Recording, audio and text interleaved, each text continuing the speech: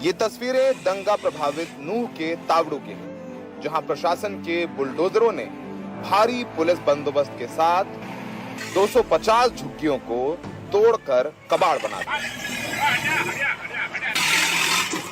इन झुग्गियों में रहने वाले ज्यादातर अल्पसंख्यक समुदाय के लोग हैं, जो वहां रेडी पटरी लगाकर अपना जीवन यापन कर रहे थे। प्रशासन का दावा है कि जिनकी झुग्गियां तोड़ी गई हैं, उनमें से कुछ नूह हिंसा में शामिल थे और ये झुग्गियां गैर कानूनी तरीके से सरकारी जमीन पर बनाई गई। लेकिन मुसलमानों की झुग्गियों पर चले बुलडोजर की टाइमिंग पर सवाल उठ रहे हैं।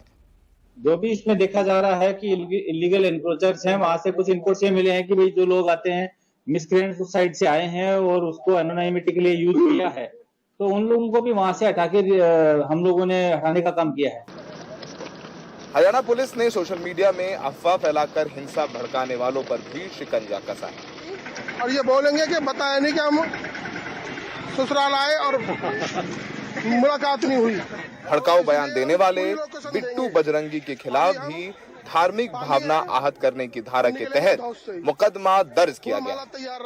कहीं कुछ संभावना भी लगती है या कोई मिसक्रेंट इंडिविजुअल लेवल पे भी कोई सोशल मीडिया के माध्यम से कुछ शरारत करने की कर रहा है, तो वहां भी फोर्स भेज के उसके खिलाफ कार्रवाई करवाई जा रही है। शुक्रवार को जुमे के बावजूद गुरुग्राम और नूह की मस्जिदों में सन्नाटा पसरा रहा। गुरुग्राम की सभी बड़ी मस्जिदें बंद रहीं और मस्जिदों के इमामों ने लोगों से घर पर ही नमाज पढ़ने की अपील की और इस अपील का जमीन पर जबरदस्त असर भी दिखा। हम अपने लोगों से अपील की है कि क्योंकि गुड़गांव के अंदर धारा 144 लगी हुई है और उसका उल्लंघन ना हो, कहीं भी नमाज पढ़ते हुए आते जाते 2 4 5 आदमी दिखाई ना दे। और दूसरी बात ये है कि कुछ लोग चाहते हैं कि कल को गुड़गांव का माहौल ख़राब करें, आते जाते आपको टोकें, तो इसलिए बाहर निकलने की एहतियात बरतें। पिछले 2 दिनों से गुरुग्राम या नूह में हिंसा की कोई घटना नहीं हुई है, फिर भी मुस्लिम मोहल्लों में सन्नाटा पसरा है। लोग घरों में ताला लगाकर अपने गांव या रिश्तेदारों के यहाँ निकल गए। बाजारों में जहां मुसलमानों के होटल या ढाबे हैं, उन पर भी ताले लटके हुए।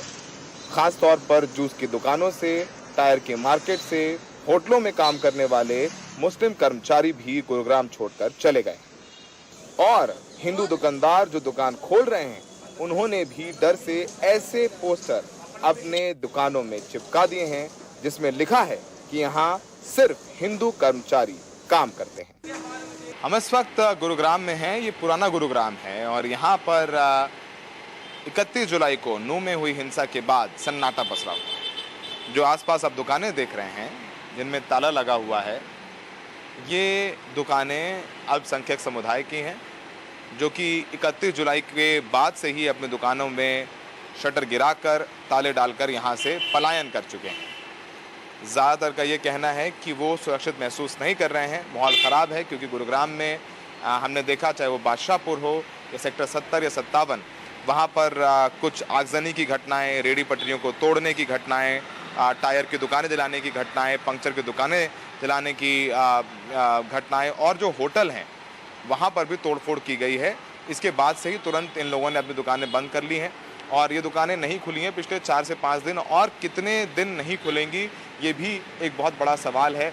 जब ये हिंसा होती है तो कभी दंगाई नहीं फंसते हैं आम लोग, और सबसे ज़्यादा प्रभावित होती है उस इलाके की अर्थव्यवस्था। तो ये दुकानें बंद हैं तो समझिए कि गुरुग्राम की अर्थव्यवस्था पर, गुरुग्राम की इकॉनमी पर, गुरुग्राम के ब्रांड पर सबसे ज़्यादा असर पड़ रहा है।